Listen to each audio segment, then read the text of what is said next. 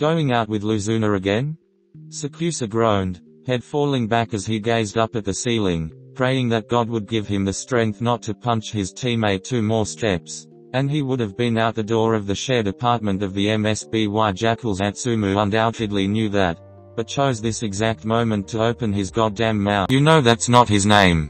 SAKUATSU muttered through gritted teeth as he slowly pivoted to face his teammate, arms coming up to cross over his chest for his part. Atsumu was lounging lazily on the couch, munching half-heartedly on some cereal while scrolling through his phone.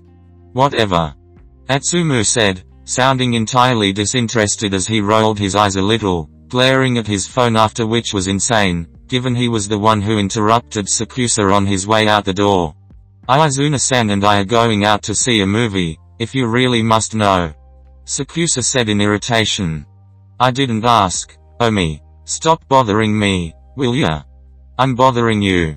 You're the one who initiated this conversation. I was on my way out the door. I would have been gone already if you hadn't butted in with your stupid nicknames and your stupid mouth. Miya. Are you even listening to me? Atsumu munched on his cereal angrily now, his cheeks puffing up as he glared at SAKUATSU. Yeah, you left off on stupid mouth. Do you have anything new to say? Atsumu sputtered out. SAKUATSU threw his hands in the air, turning on his heel and heading back towards the door. Let me know when the day comes that you get your head out of your ass, Miya. I'd love to see what that's like for you. SAKUATSU snarled over his shoulder as he left the apartment, slamming the door behind him. On opposite sides of the door, the 2 teammates took a beat before letting out soft sighs in his fury. SAKUATSU had missed a longing glance from hazel brown eyes and the twitch of fingers, as if they'd wanted to reach out. In the late hours of the night, SAKUATSU let himself and Izuna into the house he'd expected for Atsumu to be long gone to bed or out in some part of town he didn't expect him to be in the same spot, different snacks in hand. Oh, good evening, Atsumu-kun. Izuna smiled over at the blonde on the couch, helping SAKUATSU with his coat. Sometimes, SAKUATSU really wished he'd stop being so polite to literally everyone and ignore some people. People like me. Atsumu. Good evening, Izuna. Atsumu said evenly, his lips fighting to form into a sneer. SAKUATSU saw red that proved it. Atsumu knew his former captain's name. He'd deliberately chosen to say it wrongly earlier to get a rise out of him. Can I get you some coffee, SAKUATSU-kun? Izuna asked softly, drawing SAKUATSU out of his building anger, if only for a moment. No, thank you. If I have some now, I won't sleep. SAKUATSU said he didn't miss the small condescending scoff from Atsumu. SAKUATSU turned his head at the blonde and glared, silently telling his teammate to stay quiet, but they both knew that had never stopped Atsumu before. Oh, of course I've never understood drinking coffee at night anyways. There it was. SAKUATSU barely held in his sigh. Whenever there was the slightest disagreement between the two, Izuna was quick to defer to SAKUATSU's preference at first. It had been nice, not having to fight for every inch of ground the way he did with Atsumu. But now, he doesn't want to admit it, but he was starting to miss the rush of arguing, proving his point, and engaging in a lively debate even if it was over trivial matters. God knew he and Atsumu had argued over small enough things the other week. It was whether roses or tulips made a better bouquet. Not to say there's anything wrong with it. Izuna said as SAKUATSU slowly tuned back into the conversation. There was his date, eyes wide with awkwardness, and on the couch was Atsumu, one eyebrow cocked as he pointed to his own half-full mug of coffee. You're not going to get anywhere with him. SAKUATSU interrupted, secretly wincing at how rude it sounded. As much as I'd love to see you try. He added, trying to soften the blow. I'm actually quite tired. Izuna-san, would you mind if I went to rest? Of course not. Izuna said. Because of course he did. He leaned in, and SAKUATSU turned his head subtly so the kiss landed on his cheek rather than his lips as he did. He locked eyes with Atsumu, clearly ignoring the phone in his hands and watching the pair with an inscrutable look on his face. I'll see you. SAKUATSU forced out a minuscule smile at his former captain, closing the door softly behind him. Blowing out a long breath, he pressed his back to the door, sinking to the floor and covering his eyes. Omi? A voice called out. SAKUATSU would have said it was tinged with concern if he didn't know better. There was rustle of fabrics against the couch cushions, and soft footfalls growing louder as they came in his direction. Going to mock my choice of date? I really don't want to hear it tonight, 𝒑𝒈.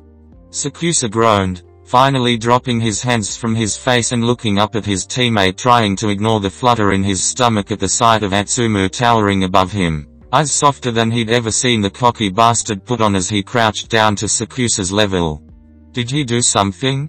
SAKUSA's brow furrowed, not understanding what atsumu was saying. Do I need to beat him up? If he did anything. No, 𝒑𝒈. No. SAKUSA cried out, springing to his feet and watching the other man as he slowly rose to his full height. Well, that's good, I guess, eh? But I gotta admit, I didn't think of him as being capable of anything sinister. The man would apologize for a gust of wind affecting a butterfly's flight path. Ha! SAKUSA clenched his fists when Atsumu huffed smugly, all the rage at the blonde, the frustration at his very lackluster date, and general stress coming to his head all at once. Would you stop already? SAKUSA yelled and Atsumu immediately went defensive, the act only serving to infuriate SAKUSA further. The hell did I do? Stop what? Stop caring about your safety, when you all but collapse against the door the second your date is out of sight. You are so infuriating. SAKUSA exclaimed, his hands came up to clutch at his hair before letting go so he could throw his arms out wide. It doesn't matter what I do, who I go out with or don't you. SAKUSA jabbed a finger into Atsumu's chest, but Atsumu's hands coming up to grab onto it gently. You find fault somewhere. It's not really finding fault when the man is a walking disaster. He ain't a good match for you. Well, thank you, 𝒑𝒈. SAKUSA said mockingly as he took his hand back from Atsumu's grasp, ignoring the way his skin burned pleasantly. Your wisdom is, as always, so helpful. Stalking towards the kitchen, he started to make himself a cup of coffee just to give his hands something to do besides wringing the blonde's neck. I mean it. Atsumu called from the entryway, swiftly following SAKUSA into the kitchen. The two of you don't make any sense. How would you know? SAKUSA bitterly spat, closing a cabinet with more force than necessary. When he turned, he found Atsumu standing right behind him. The blonde man braced his hands on the counter on either side of SAKUSA, effectively blocking him from moving away. I know because I know you. Atsumu said harshly, anger seeping in that his accent gets even more prominent, yet his tone is unaffected despite their proximity. You don't want someone who rolls over and shows their belly every time you express a different opinion. You want someone who can match you step for step and defend their own ideas with as much ferocity as you defend your own. You don't want someone who has to wait for you to decide on where to go, what to eat, what movies to see because they're too afraid of choosing the wrong thing. You want someone who doesn't have to ask because they know you and treasure you so dearly, they would never choose something you didn't like. 𝒑𝒈. SAKUSA stuttered out, trying to lose the sudden proximity between the two of them. But Atsumu didn't give him any opportunity to continue. You want someone who knows the best spot to place a hand to guide you isn't here. Atsumu placed a hand on the small of SAKUSA's back, the gesture bringing them even closer. It's here. The hand moved up to the cutout in the back of SAKUSA's shirt, two fingers slipping under the fabric, sending shocks cascading down his spine. Someone who doesn't have to ask if you want coffee at 2 in the morning. Who knows you'll take coffee at any hour, sleep schedule be damned. Atsumu's other hand moved up to cup SAKUSA's cheek, thumb brushing over the almost unnoticeable dark circles under his eyes. Well, this mystery person should have made themselves known. SAKUSA finally interrupted, cursing himself internally at the way his voice shook despite the common knowledge. He has been quite lonely and results in most people thinking they don't have a chance. I don't exactly have a line of suitors to choose from. Then choose me, oh me. Atsumu's words might as well have knocked the wind out of him. SAKUSA stared at him, unable to form a response right away. In another circumstance, he knew the blonde would be delighted at that fact. What? Choose me, oh me. Atsumu repeated, voice just as steady and determined as the first time he said it. I don't think I'm hearing you right. I think I should head to bed. I'm clearly hallucinating. SAKUSA was cut off by the descent of Atsumu's lips on his own.